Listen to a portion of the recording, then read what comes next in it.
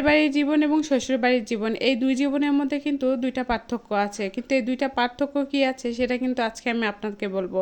তার মধ্যে কিন্তু বয়সেরও পার্থক্য আছে। আগেকার বয়স এবং এখনকার বয়স এই দুই বয়সের মধ্যেও কিন্তু হাজার রকমের পার্থক্য আছে, কিন্তু আপনি যখন আবার বুড়ি হয়ে যাবেন তখন কিন্তু আরেক রকমের পার্থক্য আপনি বুঝতে পারবেন। সেটা কেমন পার্থক্য আমি বুঝিয়ে বলবো। আসসালামু আলাইকুম বন্ধুরা, সবাই কেমন আছেন? আশা করি ভালোই আছেন।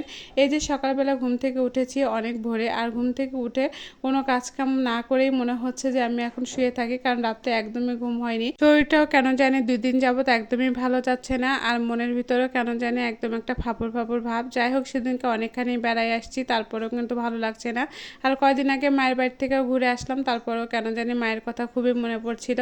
আর মনে হচ্ছিল এখন বাজে সকাল 7টা, এই সকাল 7টার আগেই কিন্তু আমি খাবার দাবার সব কিছু রেডি করেছি, কারণ ছেলে এসে কিন্তু খাবার চাবে। আর আজকে শুক্রবার, আর শুক্রবারের দিনে কিন্তু সকাল সকাল তাকে খাবার দিতে হয়, কারণ সে বাড়িতেই থাকে। আর অন্যান্য দিনে সে প্রাইভেটে চলে যায়, তখন কিন্তু সেই খাবারটা দিতে হয় না। আর বয়সের একটা তফাৎ আছে।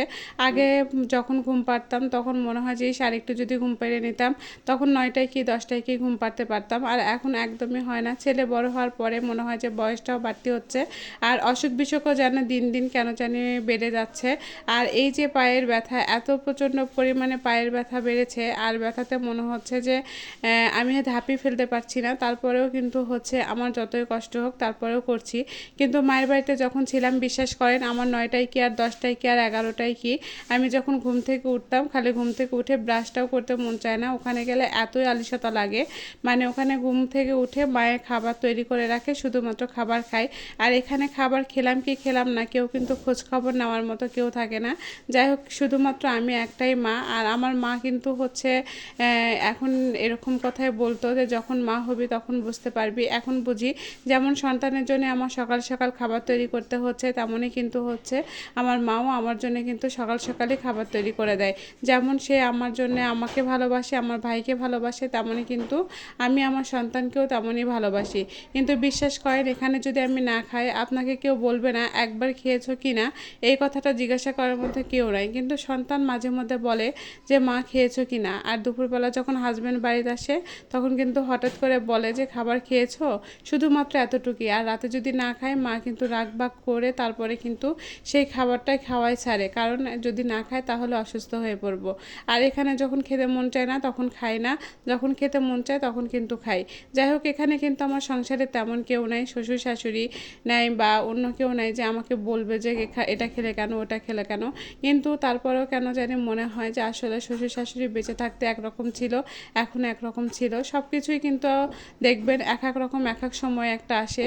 তো এই সময়গুলো হচ্ছে পার করতে করতে কিন্তু এক সময় দেখবেন যে বয়স হয়ে যাবে, বুড়ি হয়ে যাব, তখন কিন্তু ওই সময়টা আরেক রকম পার করব। যাই হোক, এখন বাজারের কথা বলি, এখন কি কি রান্না করব। আজকে রান্না করব হচ্ছে আপনার হচ্ছে ট্যাংরা মাছ, আর ট্যাংরা মাছ দিয়ে আর সজনে ডাঁটা, পটল এবং বেগুন দিয়ে রান্না করব। আর এই তরকারিটা শুধুমাত্র আমার ছেলে এবং হাজব্যান্ডের জন্য রান্না করব। আর এই যে যেগুলো বের করেছি দেখলেন, এগুলো অনেক দিন ধরে যখন হচ্ছে মুরগি নিয়ে আসে তখন এগুলো কেউ খেতে চায় না, তখন আমি কি করি, এগুলো জড়ো করে রাখি। আর জড়ো করে রাখার পরে যখন একবার একটু বেশি হয় তখন কিন্তু আমি এগুলো রান্না করি। আর এগুলো রান্না করতে কিন্তু খেতে আমার কাছে ভালোই লাগে। যাই হোক, একদমই কিন্তু মাখো মাখো করে রান্না করব। আর এদিকে সজনে ডাঁটা, পটল, আলু, বেগুন এগুলো দিয়ে কিন্তু ট্যাংরা মাছ দিয়ে ঝোল করব। আর এই ট্যাংরা মাছ দিয়ে ঝোল খেতে কিন্তু আমার ছেলে ভালোই পছন্দ করে। ছোট মাছ তেমন একটা খেতে চায় না, তারপরেও কিন্তু হচ্ছে খুব একটা যে ট্যাংরা মাছ অপছন্দ করে তা না, যদি দেখা যাক খাবে কি না। কিন্তু আজকাল পিকনিকের নাকি কথা আছে, চলে গেছে সুইমিং করতে। আর ওই সুইমিং করে এসে সে কিন্তু হচ্ছে খাবার চাবে, এই জন্যে কিন্তু দুপুরবেলা আমার তাড়াহুড়া করে রান্না করতে হয়। অনেক সময় দেখা যায় যে শুক্রবারের দিনে হচ্ছে সে খাবার খেয়ে তারপরে কিন্তু হচ্ছে নামাজ পড়তে যায়, এই জন্যে কিন্তু আমার একটু তাড়াহুড়া করে শুক্রবারের দিন রান্না করতে হয়। একদম 1টার মধ্যে কিন্তু আমার সব রান্নাবাড়ি শেষ করতে হয়।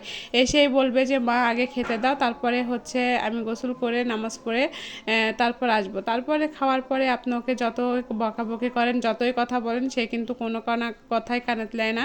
কিন্তু দেখা যায় যে আপনি যদি খাবার না দিয়ে তাকে যদি কথা শোনান, সে অনেক কথা বকবক করবে। যাই হোক, এরকম একটু হয়েছে। আর মনে হচ্ছে বেগুনটা কম হয়েছে, তো একটা বেগুন ছিল বাসায়, ওই বেগুনটাও দিয়ে দিলাম। আর বেগুন দিয়ে সজনে ডাঁটা, পটল, আলু দিয়ে এই তরকারিটা আমার কাছে খুবই ভালো লাগে। এটা আমার ছেলেও পছন্দ করে, আপনার ভাইয়াও খাবে। আর আমার জন্য তো আমি তরকারি রান্না করছি, ওই তরকারিগুলো কেন জানি খেতে চায় না আপনার ভাই ভাইয়া পা গলা গিলা এগুলো একদমই পছন্দ করে না। যখন অনেকগুলো জড়ো হয় তখন কিন্তু আমি এগুলো হচ্ছে রান্না করি। তো আজকে এগুলোই রান্না করব। এখন কিন্তু বাজে প্রায় 11টার মতো, আর 11টার মধ্যে কিন্তু আমার সকালকার খাবার তাকে তৈরি করা দেওয়া হয়েছে। সকালের খাবার তেমন একটা বলতে গেলে নুডলস রান্না করে দিয়েছি। ওই যে বললাম খেলে কি আর না খেলে কি, আমি সকালে তেমন একটা খাই না, এই কারণে কিন্তু হচ্ছে আমি শুধুমাত্র নুডলস রান্না করে ছেলেকেই দিয়েছি। আর আমার একদমই খেতে মন চায় না, এখনও নুডলস পড়েই আছে, তারপরেও খেতে ইচ্ছা করছে না। কিন্তু মায়ের বাসায় যদি থাকতাম তাহলে কিন্তু মা বকাবকি করে মানে অনেক রকমের খাবার খাওয়াইতো বা ডিম সিদ্ধ করে দেয় যে আমার শরীরে একদমই ক্যালসিয়াম নেই, এরকম একটা হচ্ছে মায়ের বাসায়। আসলে মায়ের থাকলে যে এত শান্তি থাকি আর এত শান্তি লাগে কি বলবো। তেমন হয়তো বা আমার সন্তানও আমার কাছে চায় আমার শান্তিটা, আমিও চাই তাকে তা শান্তি দিতে। আমি সব কিছুতে তাকে বাধা দিই না, আমি চাই সেও যেন স্বাধীন মতো চলাফেরা করে। কিন্তু সেই স্বাধীন মতো চলাফেরা করার মধ্যে কিন্তু এখন ছেলে মানুষ বড় হয়ে গিয়েছে, তাকে একটু নজরে নজরে রাখতে হবে। অনেকেই কিন্তু একটা কমেন্ট করেন, আপু আপনার ভিডিওগুলো অনেক বড় হয়, আর ব্লগ ভিডিও আপনারা সবসময় চেষ্টা করবেন একটু বড় করতে, এতে করে কিন্তু আর্নিংটাও বেশি হয়। আজকের মতো এ পর্যন্ত।